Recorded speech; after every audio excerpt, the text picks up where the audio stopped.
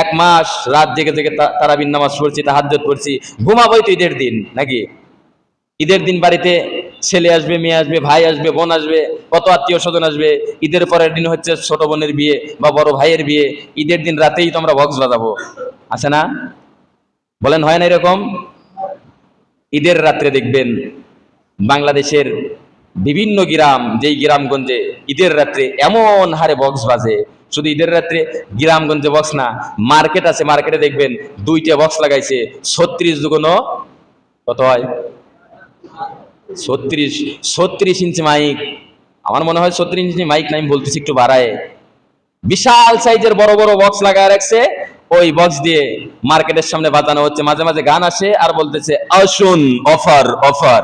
আছেন এরকম? আপনি সিএনবি যান, গেলেই বুঝতে পারবেন, বিশাল বিল্ডিং, বিল্ডিং এর উপর দিয়ে দুই সাইডে লাগায় রাখছে, দুই সাইডে লাগায় রাখছে। দেখবেন ওই দুইটা সুন্দর করে কিছুক্ষণ পর পর আসুন আসুন করতেছে আর মাঝে মাঝে ঝাঁকাচ্ছে, বিল্ডিং কাঁপতেছে মাঝে মাঝে। ঈদের রাতে দেখবেন তুমুল হারে বিল্ডিং কাঁপাবে, কারণ কি? ঈদের মধ্যে ওই বক্স যখন বাজাবে, কাস্টমার বুঝবে এখানে নতুন মার্কেট হয়েছে, তখন কি করবে? তাড়াতাড়ি করে ওনারা ওই মার্কেটে যাবে, মার্কেট করবে। এজন্য তারা দেখবেন যে বক্স বাজাচ্ছে। অনেক বাড়িতে বিবাহের জন্য দেখা যায় বড় ভাইয়ের বিয়ে, ছোট বোনের বিয়ে, দেখবেন বাড়ির মধ্যে বক্স নিয়ে আসছে, আসে না? ঈদের রাত্রে বাজাবে। সম্মানিত ভাইরা আমার, আমরা হচ্ছে মুসলমান ঘরের সন্তান, আমাদের মুসলমান ঘরের মধ্যে কোনোদিন বক্স বাজতে পারে না। আল্লাহর হাবিব সাল্লাল্লাহু আলাইহি ওয়াসাল্লামের সাহাবায়ে কেরামগণের অবস্থা কেমন ছিল একটু শুনুন। রমজান মাসের 30টি রোজা আদায় করবার পর ঈদের রাত যখন চলে আসতো, ঈদের রাত আসার পর আল্লাহর হাবিব সাল্লাল্লাহু আলাইহি ওয়াসাল্লামের সাহাবায়ে কেরামগণ ঈদের রাত্রে আল্লাহর কাছে দুহাত তুলে দাঁড়িয়ে যেতেন। আল্লাহর কাছে দাঁড়িয়ে ঈদের রাত্রে তারা খুব বেশি ঘুমাতেন না, রাত্রি জাগতেন, রাত্রি জেগে জেগে আল্লাহর কাছে দোয়া করতেন। আল্লাহর কাছে কেঁদে কেঁদে বলতেন, ও রব্বি কারীম, একটি মাস পর রোজা করলাম, কিয়ামুল লাইল করেছি, সেহরি করেছি, ইফতারি করেছি, ও রব্বি কারীম একটি মাস ভর রোজা করলাম, জানি না কতটুকুন হক আদায় করে করে রোজা রাখতে পারছি। ও রব্বি কারীম কিয়ামুল লাইল কতটুকুন হক আদায় করে করে কিয়ামুল লাইল করতে পারছি, ও আল্লাহ জানি না। ও রব্বি কারীম, তোমার রাসূল বলছেন রমজান মাস পাওয়ার পর যারা জিন্দেগীর গুনাহ ঝরাইতে পারলো না, তাদের মতো কপাল পোড়া, তাদের মতো হতভাগা কে হতে পারে? ও রব্বি কারীম, জানি না ইবাদত বন্দিগির মধ্য দিয়ে আমরা আমাদের জিন্দেগীর গুনাহগুলো ঝরাইতে পারছি কিনা। ও আল্লাহ, জিন্দেগিতে যত গুনাহ করছি, ইচ্ছায় অনিচ্ছায়, শয়তানের ওয়াসওয়াসায়, যৌবনের কারণে, কেউ বা বার্ধক্যজনিত কারণে, ও রব্বি কারীম শয়তানের ওয়াসওয়াসায়, ছোট বড়, ইচ্ছায় অনিচ্ছায়, হায় আল্লাহ তাআলা জাহিরি বাতিনি যত গুনাহ করলাম, জিন্দেগীর সমস্ত গুনাহগুলো মাফ করে ও আল্লাহ তুমি আমাদেরকে মাফ করে দাও।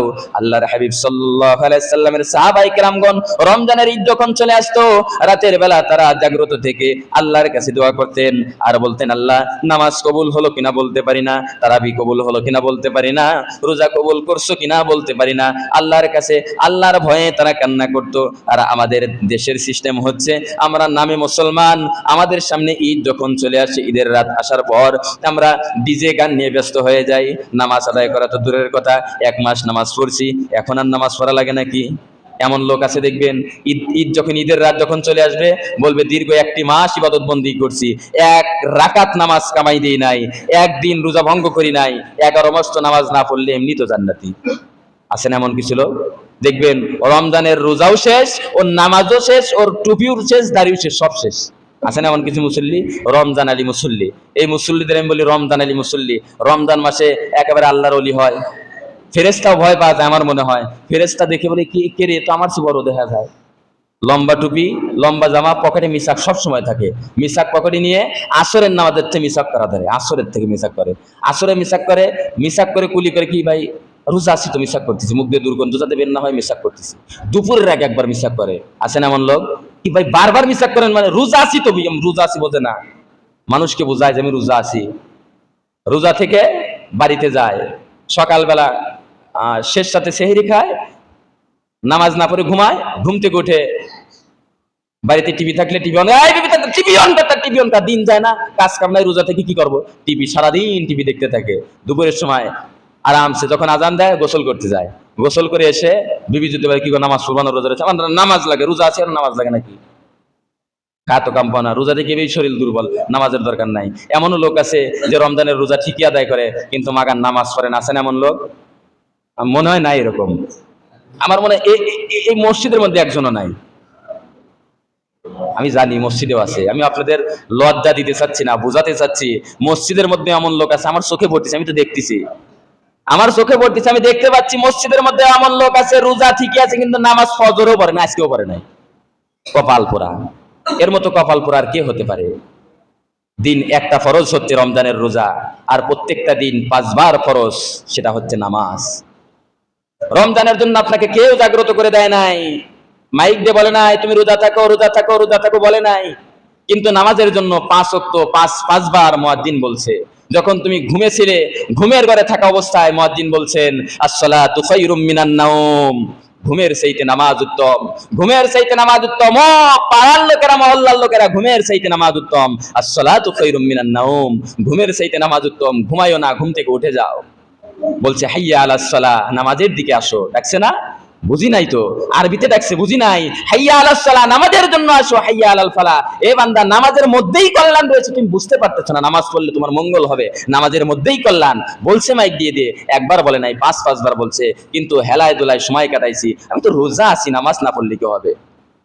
রোজা কাজে আসবে না, রোজা কাজে আসবে না। কারণ হাদিসের মধ্যে আল্লাহর রাসূল বলছেন আউয়ালু মা ইউহাসাবু বিহিল আবদু ইয়াউমাল কিয়ামাতিস সালাহ, বান্দা বান্দি যখন মৃত্যুবরণ করবে, মৃত্যুবরণ করার পর সর্বপ্রথম যেই প্রশ্ন আল্লাহ রাব্বুল আলামিনের ফেরেশতা করবে, সেটা হচ্ছে বান্দা তুই কি নামাজ পড়ছো কিনা। যদি নামাজ পড়ে থাকো তাহলে পরবর্তী যত প্রশ্ন, সমস্ত প্রশ্নের উত্তর পেরে যাবে। নামাজ নামক প্রশ্নেই যদি আটকে যান, আপনার রোজা অদ্রুত যাওয়ার প্রয়োজনই নাই।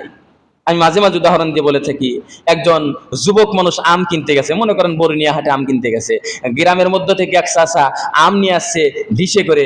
আম নিয়ে আসার পর ওই আম হাতাচ্ছে, পাকা আম, দুধ দিয়ে খাবে। যুবক মানুষ দুধ দিয়ে আম খাবে, যার কারণে আম কিনতে গেছে। বলতেছে যে বাবা আম হাতে নিচ্ছে। বলতে কয় টাকা কেজি? 40 টাকা কেজি। বলতেছে বাবা 40 টাকা কেজি, এতে আমার কোনো সমস্যা নাই, কিন্তু আম তো টক হবে না।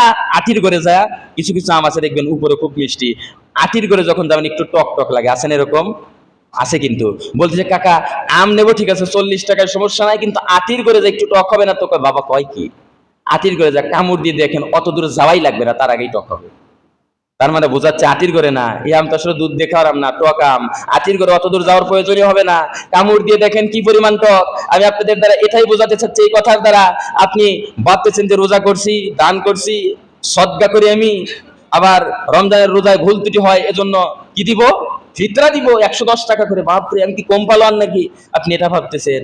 রোজা তো করছি, হিসাব চাইলে কব আল্লাহ রোজা করছি, পুরস্কার নিজ হাতে দাও। নিজ হাতে বাটাম নিয়ে বসে থাকবে ফেরেশতারা। আপনি ভাবতেছেন রোজার পুরস্কার আল্লাহ নিজ হাতে দেবে।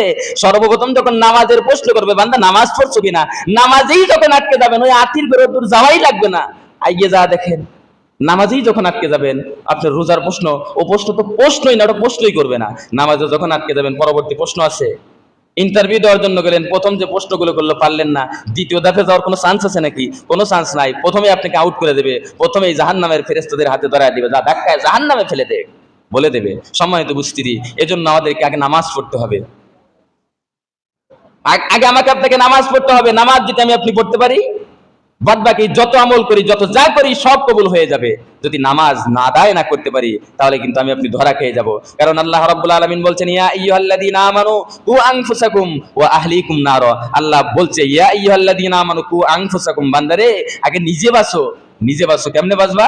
নামাজ পড়ে পড়ে বাঁচো। বান্দা নিজে বাঁচো, কেমনে বাঁচবো? আল্লাহ কেমনে বাঁচবো? রোজা করে করে বাঁচো। বলতেছে আল্লাহ বান্দা নিজে বাঁচো। প্রশ্ন করলাম আল্লাহ কেমনে বাঁচবো? আল্লাহ বলতেছে দান করে করে বাঁচো। আবার প্রশ্ন করলো আল্লাহ নিজে বাঁচো। তখন আবার যদি আমরা প্রশ্ন করি আল্লাহ বাঁচবো তো কেমনে বাঁচবো?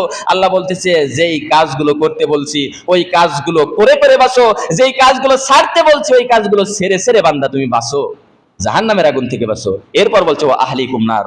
শুধু নিজে বাঁচলেই চলবে না, তুমি নিজে বাঁচছো, এবার তোমার দায়িত্ব হলো তোমার আহাল পরিবারকে জাহান্নামের আগুন থেকে বাঁচাও। কত সোজা না? ভাবতেছেন রোজা করতেছি, কাজ হবে না।